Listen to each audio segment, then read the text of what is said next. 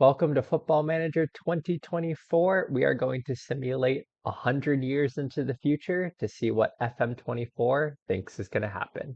So Football Manager 2024 dropped different game modes. So we have the classic game mode, we have the real world game mode, and we have the your world game mode. So we are going to do our 100-year simulation in the real world game mode, and we're going to see what Football Manager 2024 thinks will happen in 100 years.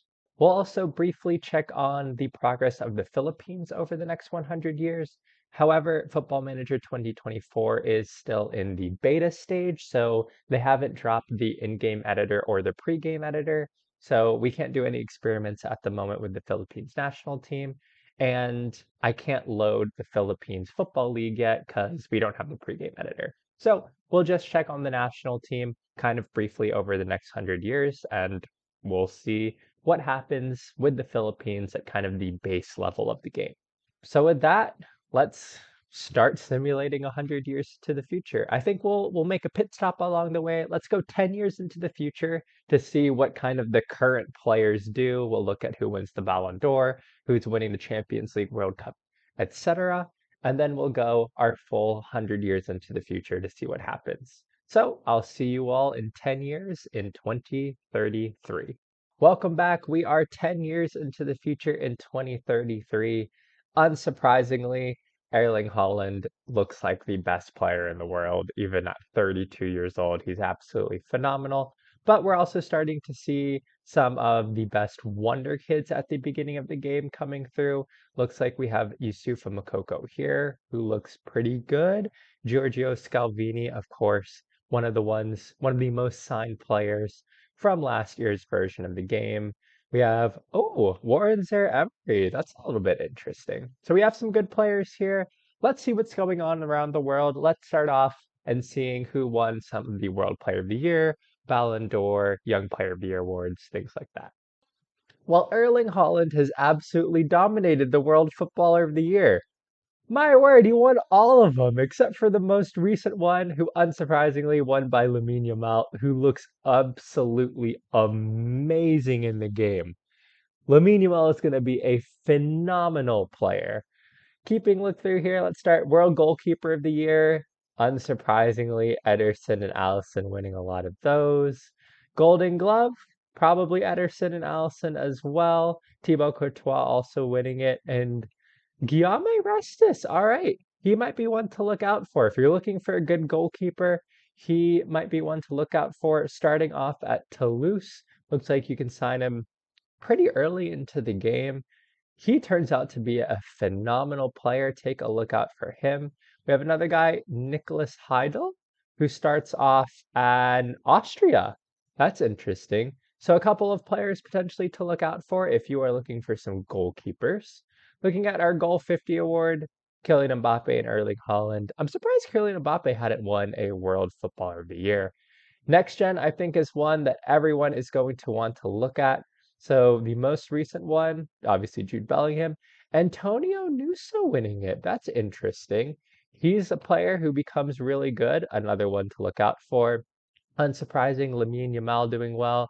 And then it looks like we go into our regenerated players from there. Under 21 Player of the Year, looks like we have a similar story with Lamine Yamal winning a few, Jude Bellingham, Pedri, Rooney Bargi was another one of the most signed players from last year before we get into our regens. Looking at the World Golden Ball, it looks like it was shared between Mbappe and Haaland. No surprise there, two of the best players in the world. Looking at the World Player of the Year, finally, Mo Salah coming in with it, but unsurprisingly, again, Jamal Musiala won it. So Haaland and Mbappe certainly dominated, but Jamal Musiala winning it. Oh my word, he looks phenomenal. When did he move to PSG? Moves to PSG for 109 million pounds.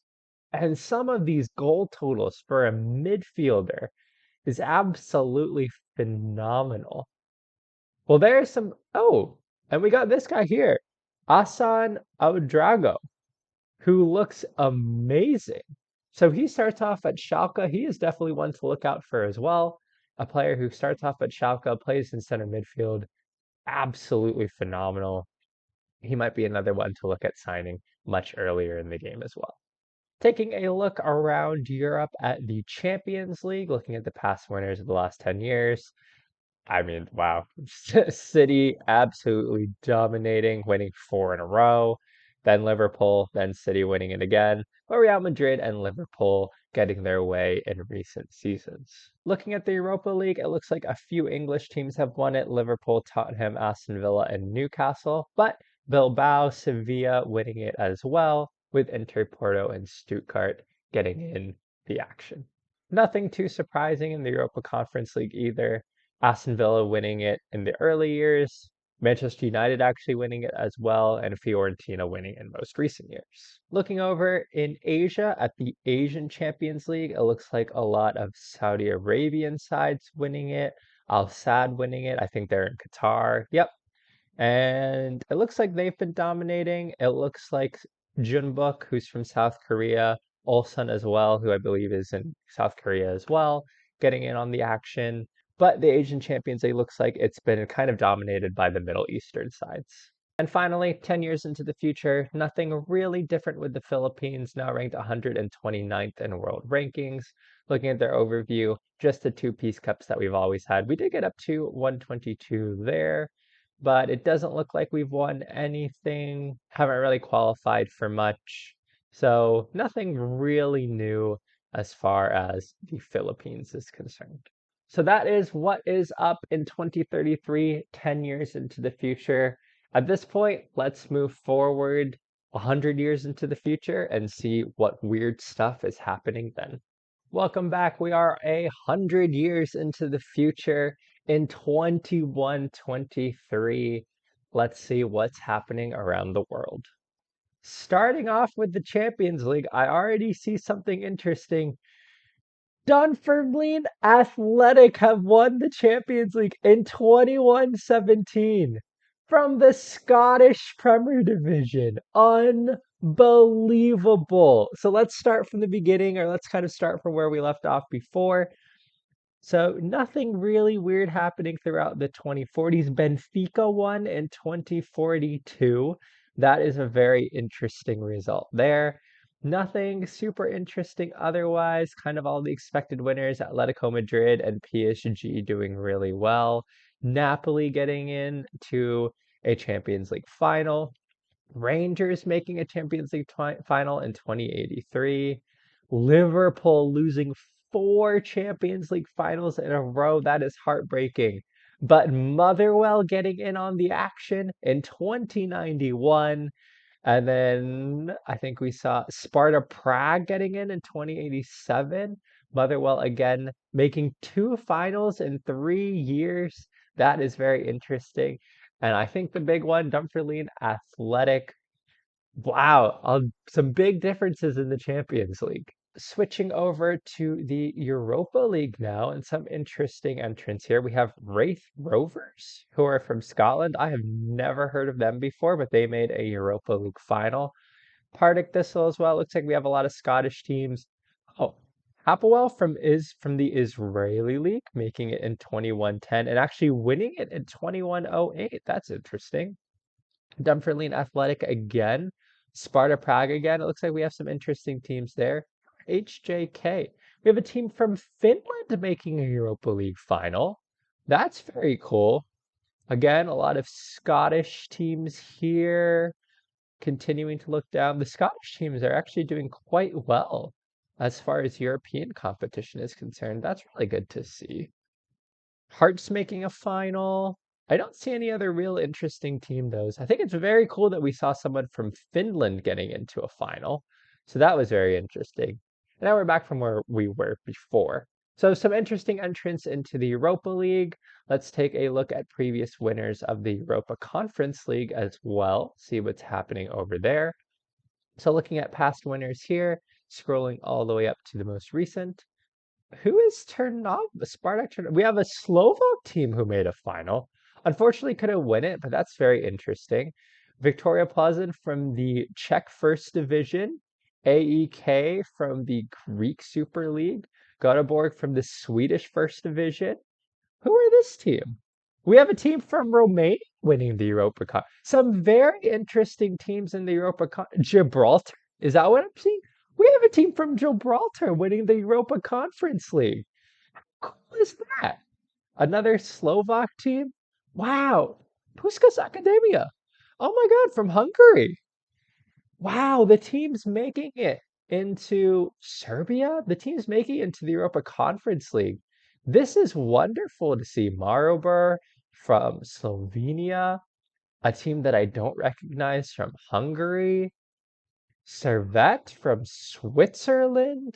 Who's Rijeka? Croatia. Wow, so many teams I actually am completely unfamiliar with, making very recent Europa League finals. Very cool. Basel making it in, Legia Warsaw making it in, Antwerp. Okay, the Europa League is definitely, or sorry, the Europa Conference League is one of the more interesting leagues as far as teams from other divisions kind of outside the top five, at least making the final. Because some very cool teams here. This was very cool. All right, let's make our way over to Asia now, see what's going on there. So I think we'll start from the beginning here. So we saw it was mostly Middle Eastern teams, Saudi Arabia dominating, no real surprise there. Shanghai Port from China winning one before Saudi Arabia continues to dominate. I believe this is a team from Qatar, maybe. A lot of Japanese teams. I think Newcastle Jets are from Australia. Yep, we have an Australian team in there. That's cool. Kashima? Okay, they're in the J League. I'm gonna assume. Oh, UAE. Okay, that's another interesting one there. So it looked like the Middle East and Japan are doing really well. Jeonbuk in South Korea. Kawasaki, I believe they're in the J League. Yep. All right, so Japanese and Saudi Arabian teams and kind of Middle Eastern teams definitely doing the best in the Asian Champions League, but with a few other teams making the finals as well. Certainly, though, we have some more interesting entrants into the Asian Confederations Cup, and honestly, a lot of teams I don't know. So let's look at some of the recent ones. We have Vedat from Jordan, Houtin from Syria, Pathum United. Oh, Thailand, that's pretty cool. Fulad from Iran, Bali United. Yeah, I was gonna say they might be Indonesian. That's very interesting. And Uzbekistan team. So we have some really Kujad, Tajikistan. All right. So we have some really cool teams winning the Asian Confederations Cup. So some really interesting things happening 100 years into the future. Looking at the Philippines, unfortunately, we're down to 146th in world ranking at this point. Looking at our past world rankings, doesn't look like we really got any better. Looking at our overview, we still have just the two Peace Cups. Not even really doing well in Southeast Asian Championships. I don't think we're doing particularly well there.